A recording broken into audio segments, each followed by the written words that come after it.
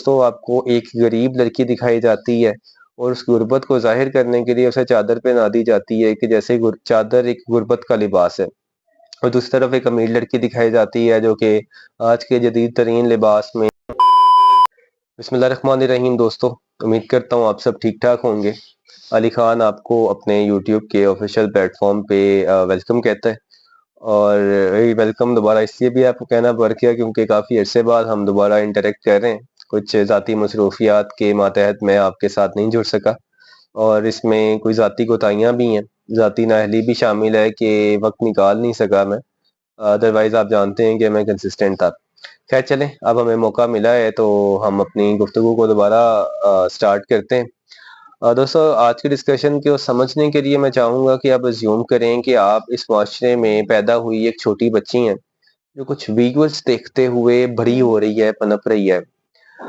اور کچھ ویژولز ایسے ہیں جو وہ سوشل میڈیا پہ دیکھتی ہے یا وہاں سے وہ کچھ نہ کچھ بیلیفز لیتی ہے، اس کی بیلیف سسٹم کا حصہ بنتے ہیں۔ کچھ ویژولز وہ ڈرامہ سیریلز سے دیکھتی ہے۔ ہم دوستو اس چیز کو بخوبی جانتے ہیں کہ ہم معاشرے کا بائی پروڈکٹ ہیں، اور معاشرے میں جو ماحول ہوتا ہے اس طرح سے ہماری شخصیت جو ہے وہ بنپتی ہے۔ دوستو آپ ایک بچی ہیں اور آپ ڈرامہ سیریلز میں جیسے دکھایا جاتا ہے آپ دیکھ رہی ہیں کہ ایک عورت جو کہ چادر میں ملبوس ہے وہ آتی ہے اور کہتی ہے کہ جی بیگم صاحبہ یا جی بی بی جی کچھ اور چاہیے آپ کو یا آپ نے بلایا ہے، اور بی بی صاحبہ کیونکہ اپنے گھر میں موجود ہیں اور وہ ویسے بھی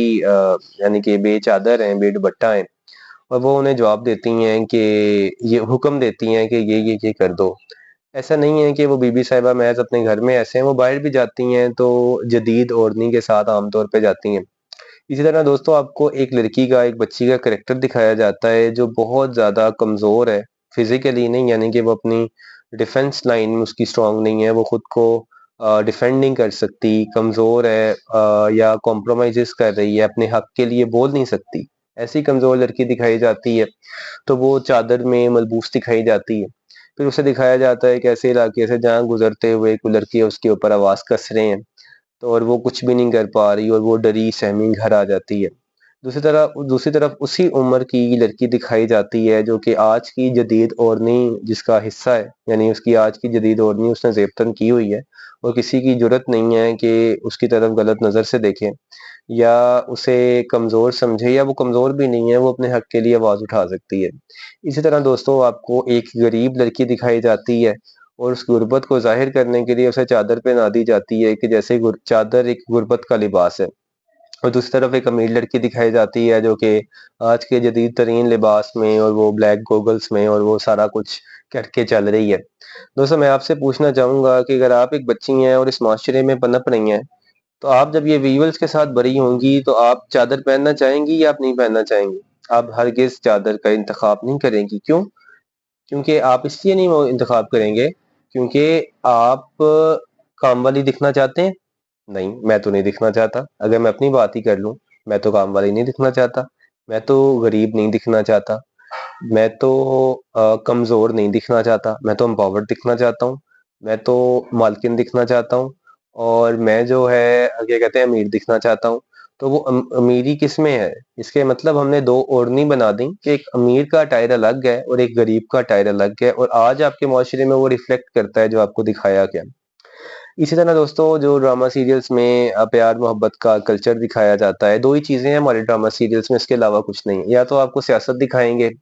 اور اس میں بھی عورتوں کو گندا کریں گے کہ ایک عورت نے دوسری عورت کی زندگی کو جیرن کر دیا، دوسری بیچاری معصوم بھولی بھالی پستی چلی جا رہی ہے اور ایک پیستی چلی جا رہی ہے، یا کسی کی حد تک کچھ کردار میں مردوں کو منفی دکھا دیں گے، لیکن عام طور پہ عورتوں کی گھریلو سیاست زیادہ دکھائی جاتی ہے کیونکہ اس سے ڈرامہ سیریل زیادہ لمبا ہوتا ہے۔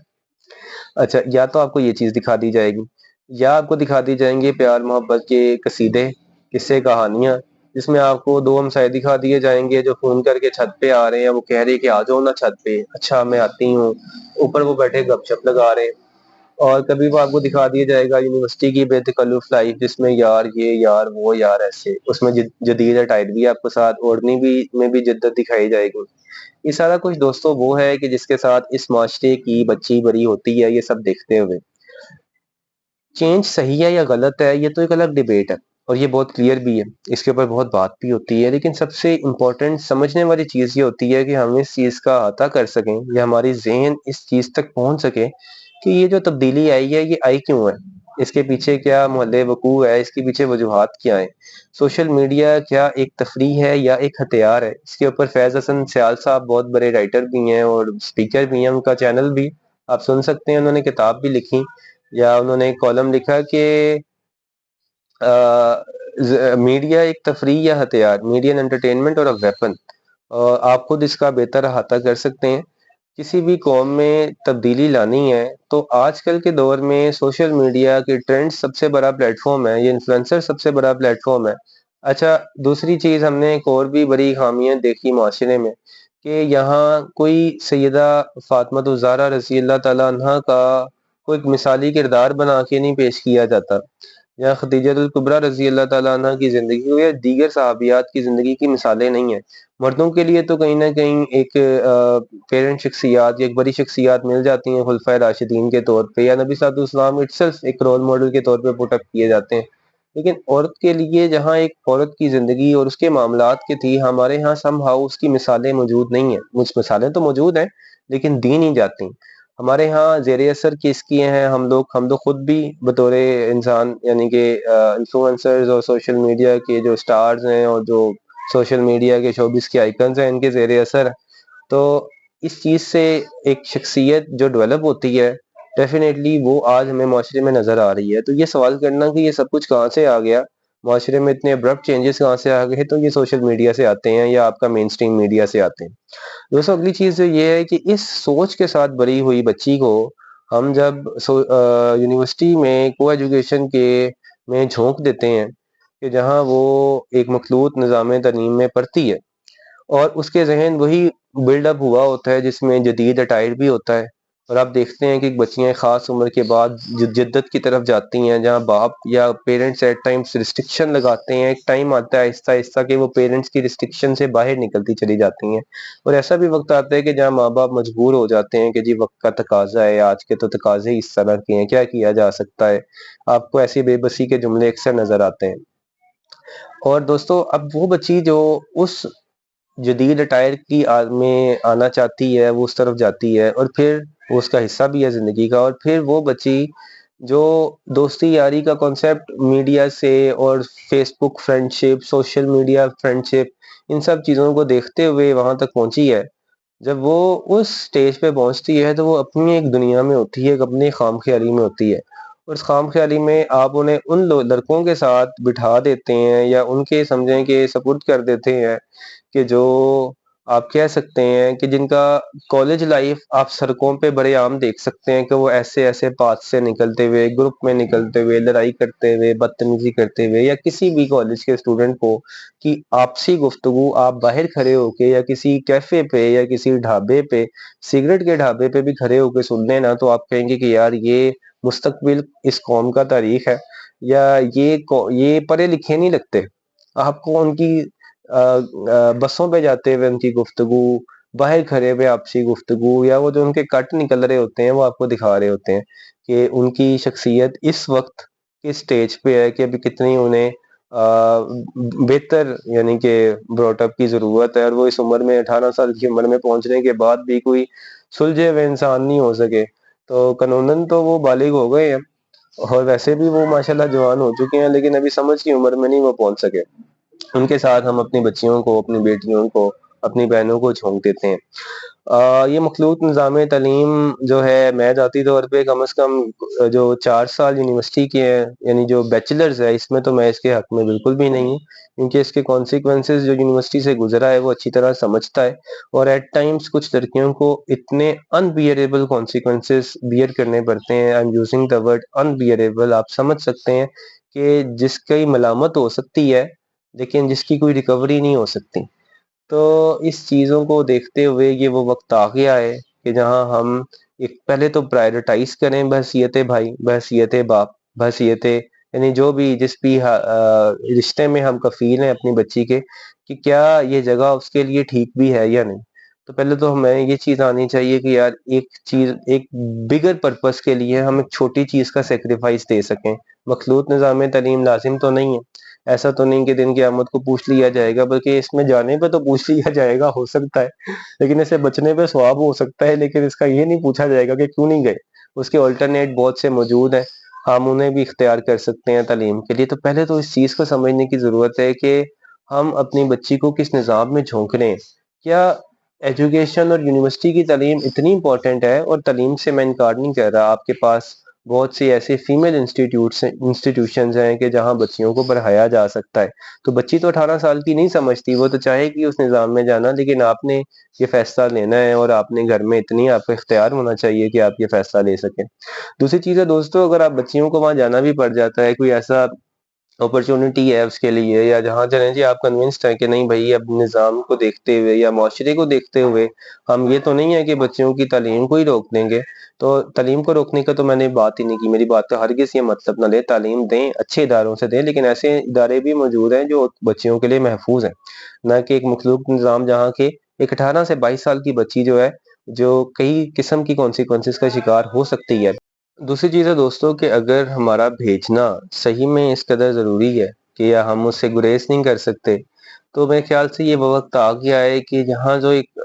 پیرنٹس اور جو آگے سے ان کی اولادیں ہیں، بچے ہیں، ان کے درمیان بڑی اوپن کمیونیکیشن ہونی چاہیے، اور being parents, being elder brother and sister, ہمیں ایجوکیٹ کرنا چاہیے اپنی بیٹیوں کو، یا ایون اپنے بچوں کو بھی، انہیں صحیح غلط کی تمیز سکھانی چاہیے، اور انہیں کانسیکوینس پہ ویل اویئر کرنا چاہیے کہ بیٹے اس کے کیا کانسیکوینس ہو سکتے ہیں، تاکہ ہمارا بچے کی زندگی میں یا کبھی بھی زندگی میں کوئی ایسی پوائنٹ آتا ہے، کوئی ایسے سرکمسٹانسز آتے ہیں جہاں اسے ریزسٹ کرنے کی ضرورت ہے، یا جہاں اسے ایک ڈیسیژن لینے کی ضرورت ہے، ہم کہہ سکتے ہیں کہ ایک باؤنڈری لائن اس کے لیے بنانے کی اسے ضرورت ہے کہ اس سے آگے نہیں۔ تو اس کے لیے بہت ضروری ہے کہ کانسیکوینسز کے اوپر ہم اپنے بچوں کو تعلیم دیں، انہیں اس چیز کا شعور دیں کہ بیٹے کیا زندگی اتنی سیدھی نہیں ہے جتنی ڈرامہ میں ہے، یا جس سوشل میڈیا کی ایک امیجنری، یا آپ کبھی بھی سوشل میڈیا پہ دیکھتے ہیں تو آپ best version of yourself put up کرتے ہیں، چاہے میں ہوں چاہے آپ ہیں، کوئی بھی ہے، کوئی بھی منفی پہلو تو نہیں سامنے لاتا دنیا میں، تو ہر انسان خود کو اچھا دکھانا چاہتا ہے، تو وہ جو آپ اچھا دیکھتے آ رہے ہیں، زندگی اتنی اچھی نہیں ہے۔ تو میرے سے بات ہوئی تھی کسی کی، اس نے کہا تھا کہ جی آپ یونیورسٹی لائف کے اوپر لازمی بات کریں، تو میں نے ان سے کہا تھا میں ایک کانٹیکس میں اس کی بات کروں گا، کیونکہ یہ مسئلہ بہت ایک بڑھتی عمر سے شروع ہوتا ہے، وہاں سے ذہن بننے شروع ہوتے ہیں جو کہ آگے تک جاتے ہیں۔ تو میں تو یہ سمجھتا ہوں کہ آپ بچیوں کو اچھی سے اچھی تعلیم دلائیں، ان کی تعلیم پہ کوئی کمپرومائز نہ کریں، لیکن ان کی زندگی پہ بھی کمپرومائز نہ کریں۔ میرے نزدیک 18 سال کی عمر میں مخلوط نظام تعلیم جو ہے، اس کے کانسیکوینس بہت زیادہ ہیں، میں اسے پسند نہیں کرتا، ریکمینڈ نہیں کروں گا، کم از کم بیچلرز کے 4 سال کے لیے، اور اس کے بعد جو اس کے ہم آلٹرنیٹس دے سکتے ہیں اگر ہم بیچ بھی رہے ہیں، تو آج وہ وقت ہے کہ جہاں پیرنٹس کو چاہیے کہ بچیوں کو ایجوکیٹ کریں، بچوں کو ایجوکیٹ کریں، تاکہ وہ صحیح غلط کی تمیز جان سکیں اور زندگی میں آنے والے کانسیکوینسز کو لمٹ کر سکیں۔ تو آج کی گفتگو کو یہیں محدود کریں گے، پھر کسی اور لیکچر کے ساتھ آپ کے ساتھ حاضر ہوں گے۔ اللہ تعالیٰ آپ کا میرا حامی و ناصر ہو، اور یہ دعا ہے کہ اللہ تعالیٰ ہر لڑکی کی، چاہے وہ میری زندگی سے منسلک ہے، آپ کی زندگی سے منسلک ہے، یا بہن ہے، بیٹی ہے، کوئی بھی ہے، اللہ تعالیٰ اس کی عزت کی حفاظت فرمائے، اور ہمیں بینگ سبلنگس، ایک اچھا بھائی ہونے کی، یا ایک اچھا بینگ پیرنٹس، اچھے ماں باپ ہونے کی توفیق دے، اور ہم اپنے بچوں کو جو ان جس ذہنوں میں وہ ابھرتے ہیں، ان میں انہیں زندگی کی حقیقت اور ان کے کانسیکوینس کے اوپر آگاہ کر سکیں، تاکہ وہ بھی اپنی زندگی میں مثبت فیصلے لے سکیں اور اپنے آپ کو کئی قسم کی مسائل سے بچا سکیں۔ جزاک اللہ۔